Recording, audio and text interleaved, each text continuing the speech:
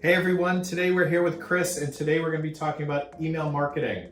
We're going to talk about how to build a list, how to choose an email delivery tool, and how to make it work. Stay tuned for a great conversation on email. Thanks. Hello entrepreneurs, and welcome to the Anytime Virtual Business Hub. We're providing business starters and builders with practical strategies and insights to build a successful business on their own terms. Let us be your trusted guide on the path to freedom, flexibility, and financial security. So we're here today with Chris. Chris, how are you doing today? I'm doing great, Scott. How are you doing? I'm doing all right. I'm excited to talk about email marketing. It's one of my passions. It's one of the things I enjoy most about digital marketing, and I'm excited to dig down in it with you. That's awesome. All right. So email marketing, in your opinion, how important is it? Ooh, starting out there, 8 out of 10, 9 out of 10. Super high in terms of importance. And the idea goes pretty simple, right? It's you have the ability to have and continue to share a message with a user, and it has a very low cost to it. It is a hugely effective platform, not only for going and increasing and helping users learn more about you and things like that, but it's also ways for you to keep up with them, right? Always let them know that you're there, you're relevant, right? You're a good solution, you're a good service or a good company, etc. And there's so many things about email in terms of strategies you can have, etc., that I really couldn't stress how, if you look at a whole scale of things you can do, having email is it's like the lowest of hanging fruit. Yeah, no, I agree with that. Email is powerful because when you first have somebody contact you, you can start developing a relationship, use it for transaction confirmation so people are comfortable with their purchase and know that they're getting the product, and sending sales and marketing offers as well. So really valuable, especially in e-commerce when many people make 50 to 75% of the money on the website when somebody first hits it, but then a lot of the money is made after the fact with the follow-up, because everybody who comes up to that line and is ready to buy doesn't necessarily buy there, and with reinforcement afterwards you can get it quickly back, right? So that's really cool. Okay, so if you're just starting out, Chris, what kind of tool do you use to send emails? There are many platforms you can use, right? And you have things like a MailChimp or like a SendGrid, and you have some of these platforms that really make it easy for you to build an email, etc. But even before you start building an email, you need to have some people you can send them emails to. And so there are a lot of strategies or a lot of ways that users can go ahead and get emails, right? Starting with your website, like we talked about in the last conversation, right? Where if you had a basic contact form, right? Or you have a way for you to provide an offer. Let's say it's a free offer that you're trying to gather and collect information from other users, so you can then have a strategy down the road, so you can show again your products or services, etc. And there's many ways you can go ahead and do that. What would you say is the most effective way to build an email list? I think the most effective way is to have the form on the website. With lead generation strategies, you want to change the leverage so that you have the leverage as opposed to some of the other sites. So for example, if you're advertising on Facebook or on Google, right, you're having to pay to be on their sites. What you want to do is collect the information of the people when they come to your website. Then you have control of the conversation. You communicate whenever you want to. So I think that's the best way. Certainly when you're first starting out, during every interaction, whether it is digital or in person, you should be asking for contact information. You should be handing out your business card and saying, may I have your business card? And you add them to your mail list. We'll talk about legalities towards the end. But the United States is very friendly towards email marketing as long as you don't abuse it. And if somebody tells you to stop emailing, you stop. But those are the real basic rules, besides making sure the email is legit. And there are tools out there. You mentioned MailChimp, right? Tools like MailChimp and Constant Contact, which makes it really, really easy to set up an email program. Even if you don't know any code or anything like that, they make it really, really easy. You want to walk through what they call as an ESP, an email service provider, with me? Absolutely. I want to give one comment though before that. Yeah. Right. Building an email list, it's much more than simply having a contact form on a website, right? And it's really goes down to, what are you going to give them in return? What promises are you going to be making users, that them giving you their email information, or even me giving you my information? What am I going to get in return? And sometimes we forget that transaction part with users. Yeah. And so if you're trying to go ahead and grow a brand or scale a brand, however you want to put it, having ways where you're always going to be showing the type of value you can offer clients or customers, etc. I mean, it should be to the point where it's, yeah, I'm going to give you my email, no question. I look forward to what you're telling me. And many times, even into like the introduction parts in our conversations about the marketing side, like we forget that it's about the user, not about us. Yeah, that's a great point.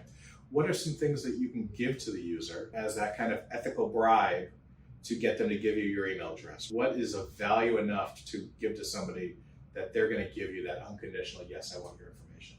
Now, depending on the brand, right? Depending on your vertical and what your company's about. Let's say that you have some incredible information, you want to format it as a white paper, and you want people to go ahead and download this white paper so they can learn more about what you're trying to offer. That's one way. You can have other ways where you are, let's say that you have a series or a video series you want them to watch. Easy, right? I'm going to give you my information so I can go ahead and continue to watch. So it's always constantly adding value. If let's say, for example, you want to do some sort of e-commerce brand, right?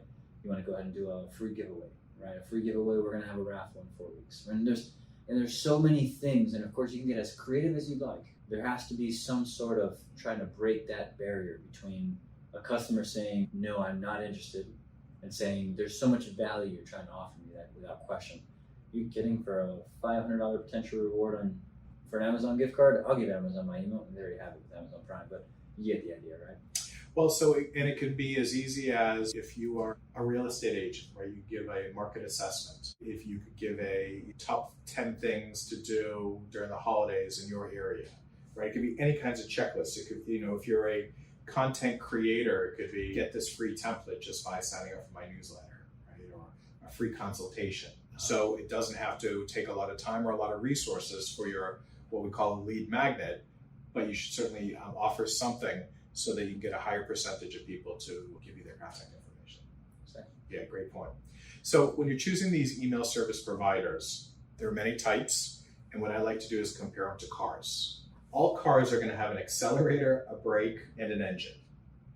Now, some engines will feel differently, some will be bigger than others, some smaller, some gas accelerators will be a little bit lighter on the pedal, some brakes, et cetera, but they mostly have all of the same stuff. They might have a radio, but the knob will be in a different place, right? The volume. So it's a little bit confusing at first when you get in there, but it's all the same pieces, right? There's three main pieces to an email tool. There's the part where you do the creative, there's the part where you have the lists, and then there's an automation kind of where you can set up these routines that work automatically. And then there's reporting as well, and there might be a dashboard and integrations, that kind of stuff.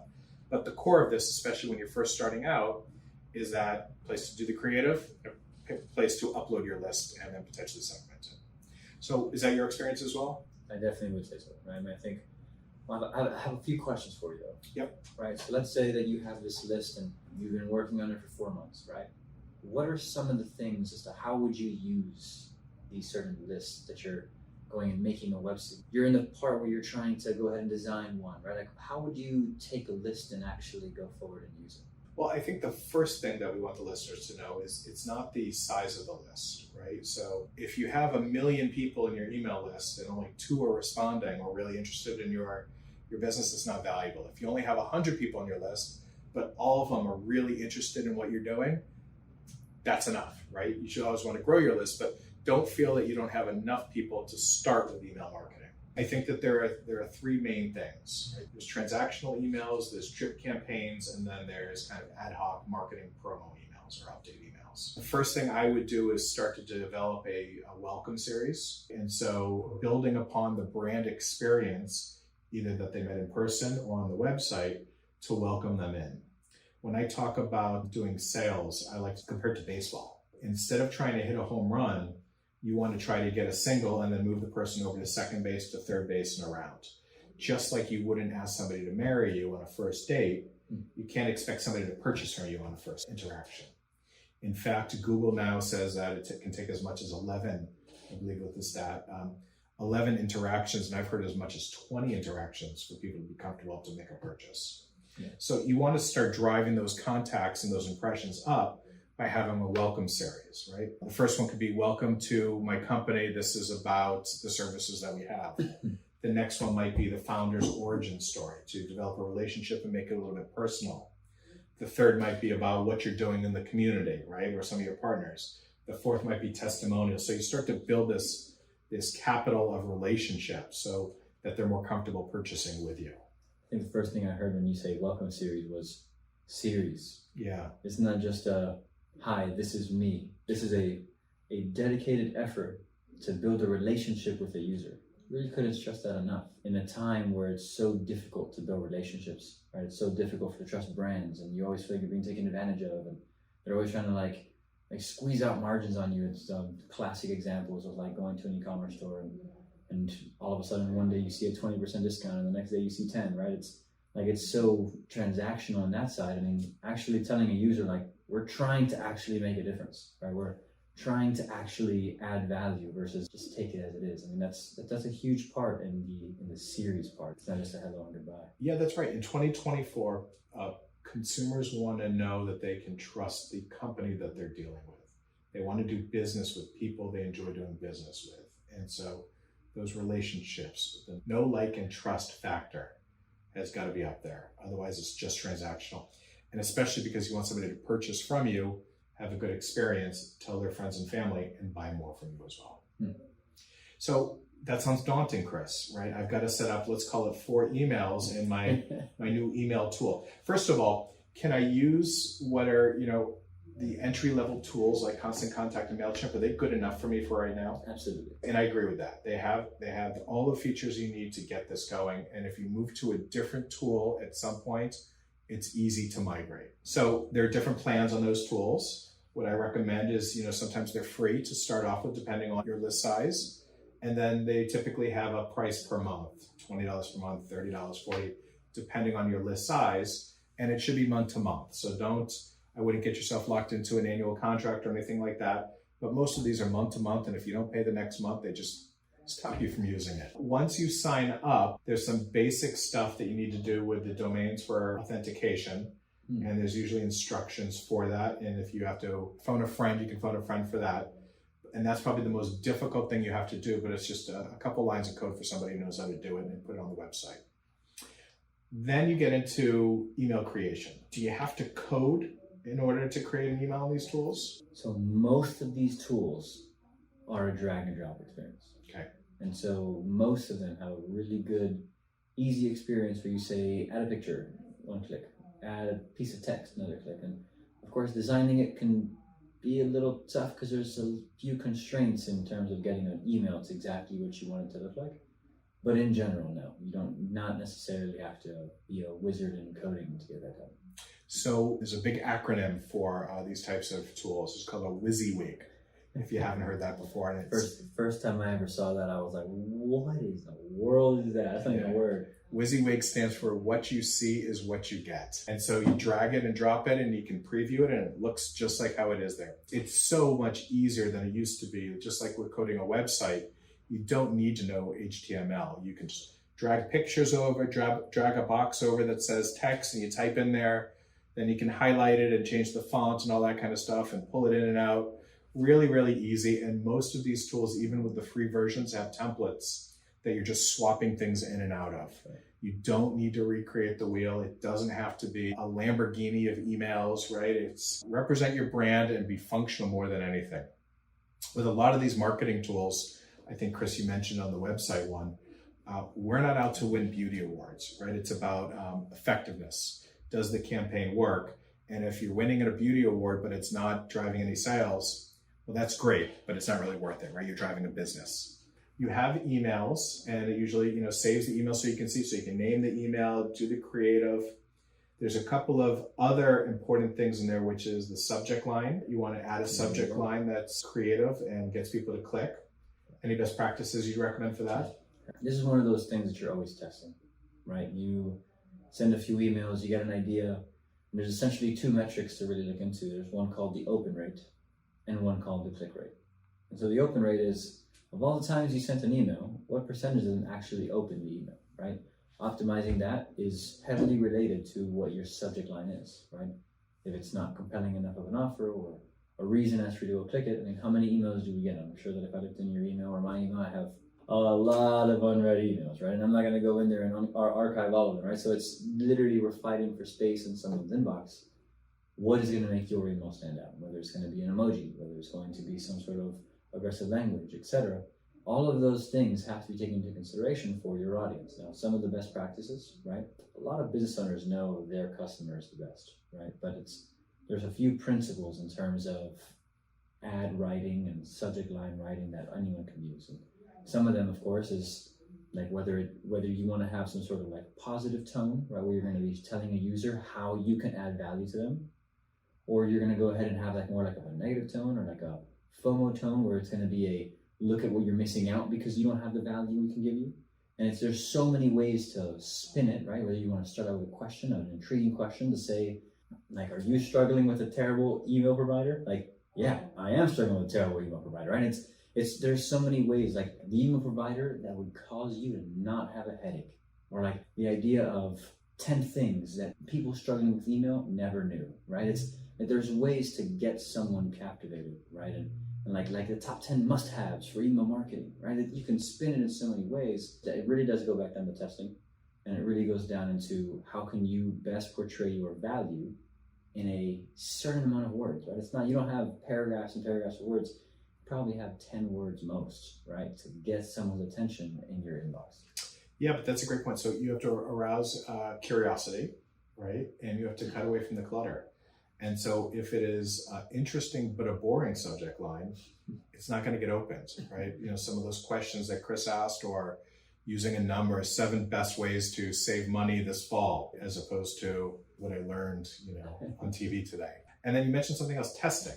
Testing isn't difficult with these tools. It's pretty straightforward. You can just add a copy sometimes of what you're doing and then do a different subject line, and then the system will know to split it for you. Don't be concerned about that. And you always want to be testing, but when you first start out, just learn the process first and get some out, right? To start off, and then you can start testing to figure out what subject line works better, so that you can use that type of subject line moving forward, for example.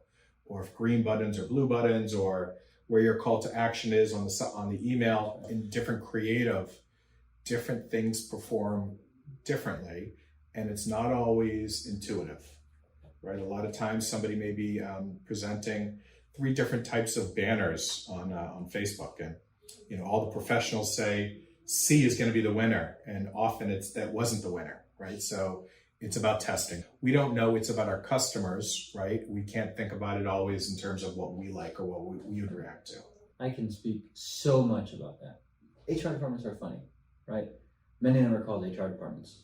Some of them are called the Department of People, or the Chief People Officer.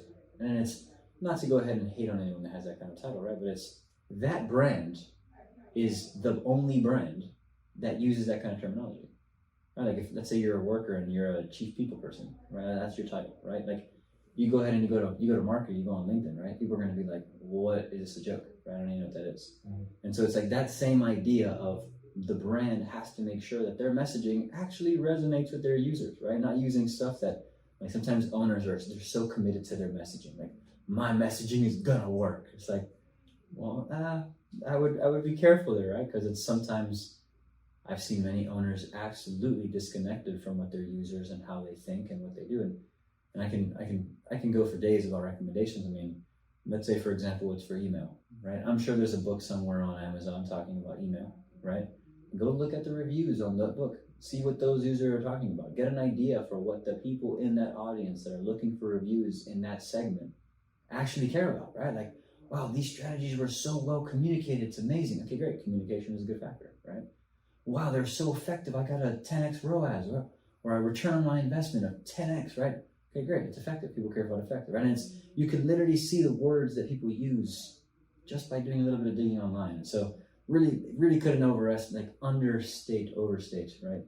Some of the tools that we have to really see where and what our audience, who they are. Yeah, that makes sense. And you can always pivot, right? So what you're focusing on today, after you start testing with your audience, may be a little bit different than what you focus on later with information and data. Say I have a list of 100 people. Mm-hmm. Do I have to add each one to the system? Well, usually you would bucket these lists. Let's go ahead and give out a small strategy here. You can use a good example. Let's say that a user had started the cart process on an e-commerce website. When they started this process, they added their email, but they never completed it. So you know that there's intent because they gave you the information, but they just didn't finish.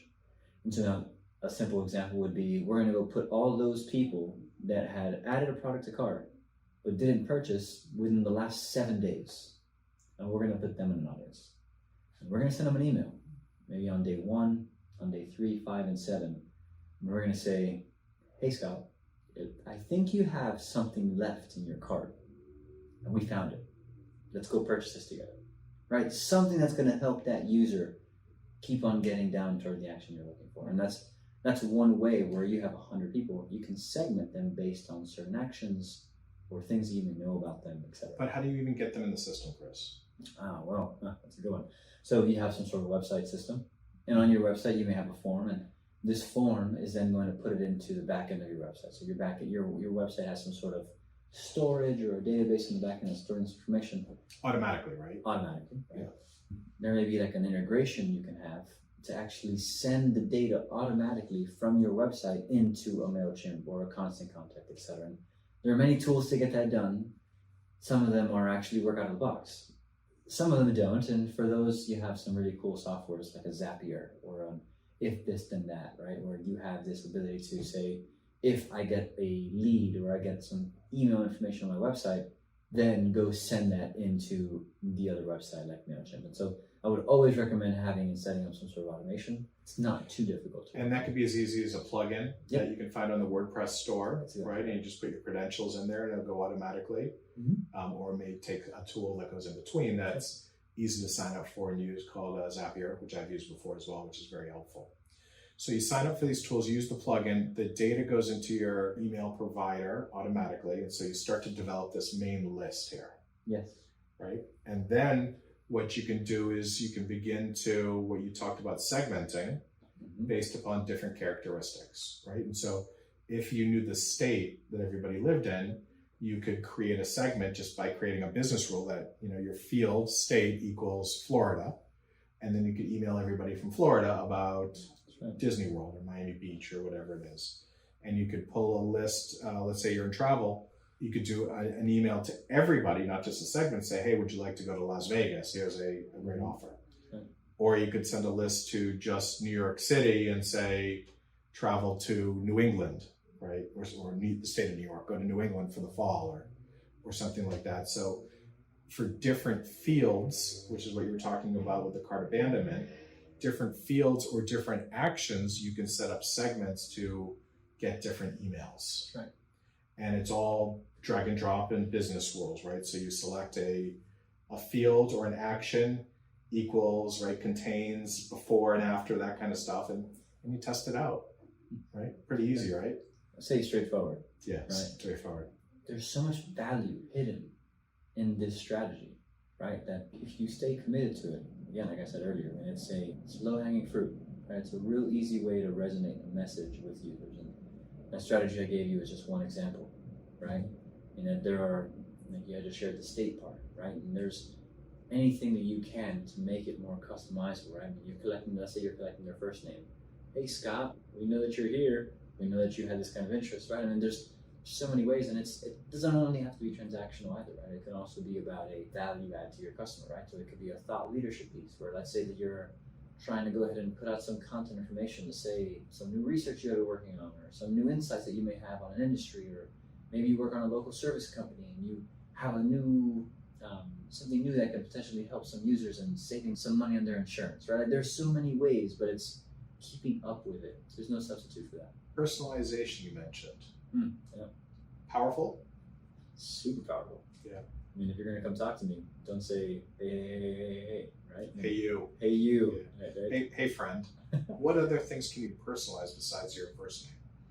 Well, the idea of segmenting based on lists and behaviors is one step, I think, in that direction. Outside of that, you can go ahead and there are other fields. If you have information, you can go ahead and do that, right? So if you have like first, last name, if you have information about a birthday, you have information about certain dates that you may know, like whether it's an anniversary or things like that. I mean, I know one time there was a campaign that we had done where it was for a Mother's Day campaign, working with a large e-commerce, large retailer, and we had a huge list of people who had purchased from the store the year before. So we exported that list and uploaded it again into MailChimp, and now all of a sudden we have we know your amount was valuable last year, right? Let's go ahead and let's go ahead and share some more information, right? And it's And so there's ways to make it whether it's going to be timely or relevant, right? That's a very common thing that I've always shared is, I think Google I shared as well, but it's the right person, the right message at the right time. And so you really can customize different levels of relevancy and the right person by segmenting and getting started, right? That's a huge part of it. Let's turn a little bit towards compliance, right? So again, we are not lawyers. If you have any questions, please seek legal commentary on yours for your legal representative. But emailing in the United States, let's focus on the United States. Other countries are different and may be different. So in the United States, you can email people, right? It is a opt-out country. You can email individuals, but if they ask you to unsubscribe them, you have to make it easy, just one click from a link in your email, or if they send you a letter or call you, and it has to be done within 10 days, I believe, according to CanSpam. You have that part. And there are a few other things you have to do, like there has to be information as to who the sender is on all emails. That's part of what the system is. And essentially it's so easy, it's been taken advantage. There's so much in the industry that these email service providers and some of that technology really does a good job of trying to filter out spam. Nobody here wants spam in their inbox. And so they do a really good job, and there's actually even a whole process to even get a website to start using and start sending emails in bulk, right? There's like a limitations to make sure you don't grow too fast, right? But then in terms of like the compliance side, like kind of like know your customer type deal, right? It needs to have the person information related to like the business incentive. Of course, you have that unsubscribe, things like that. And then there are other things that you have to really take into consideration, like some of these platforms are actually giving you a spam score based on how many people are unsubscribing or counting your stuff as spam. And that goes into the idea of unverified emails. When we look at all the different things in compliance, right? Some of the things that are hugely important is that yes, it's generally very free in terms of doing that. That's not across every state. There are some states that have different regulations, right? Like California's and things like that. But in general, right, you want to have verification that's going to actually say that you got approval or express consent from the user to go ahead and contact them. Now, but saying that, right? So here's a couple things I think we'd agree with, right? If you're at a green market, right, and you have a local business and you have a sign-up board, and people are putting their email addresses on there, right? Or say, reach out to me, here's my email address. It's okay to add them to your newsletter.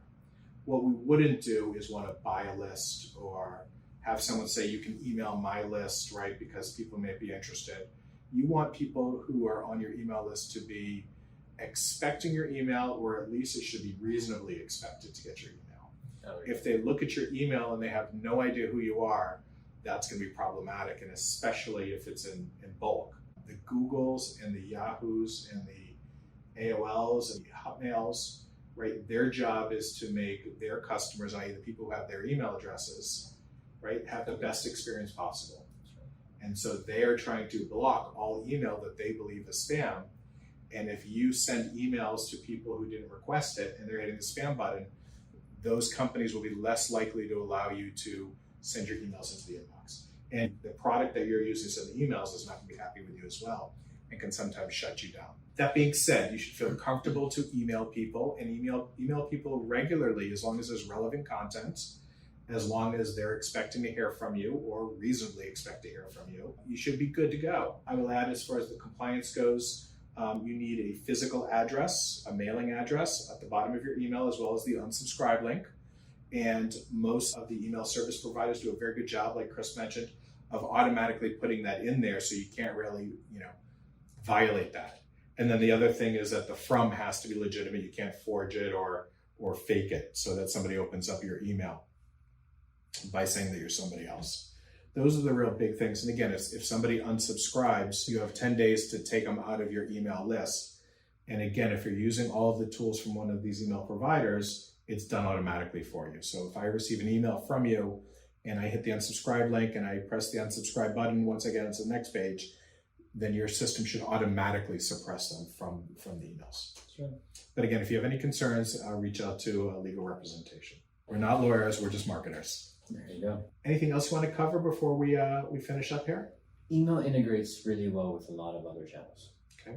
And so what I mean by that is, let's go back to the remarketing example.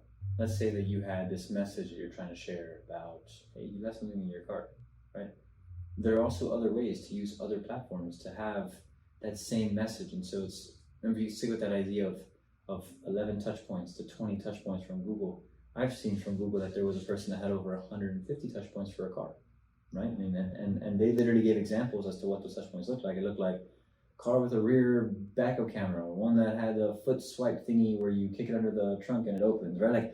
Like you have all these different touch points, and email is one of those touch points. And it's not the only touch point, it's a low-hanging fruit because you don't necessarily have to, it's not a huge cost to play, right? Not like paid advertising and things like that, but it's definitely one of those strategies where if you get it right, and you can get it to work with other strategies too, now you can have a consistent message going to a user that shows, I don't want to use a buzzword, a marketing buzzword, but like a cohesive, right, where like it all works together. Like I'm getting the same message from the social platforms and the website and the email. That has huge merit to it in terms of closing rates and how well an entire marketing strategy can perform. Thank you. I think we would both agree that email is one of the first tools that somebody should look into when they're starting their company and starting their website, and that it is one of the most cost-effective as well as effective as creating relationships tools out there, and you control the process most importantly. And the other thing is that we as business people, we as entrepreneurs or freelancers, it is not terribly difficult to set this up on your own. In our Anytime Mailbox Business Accelerator, we have open office hours. And so we can walk people through some of those if they have questions as well. But this has been a great conversation, Chris. Thank you so much for your time. We have talked about all things email today, and I look forward to speaking to you again soon. Scott, I look forward to it. Okay, have a great day. Bye.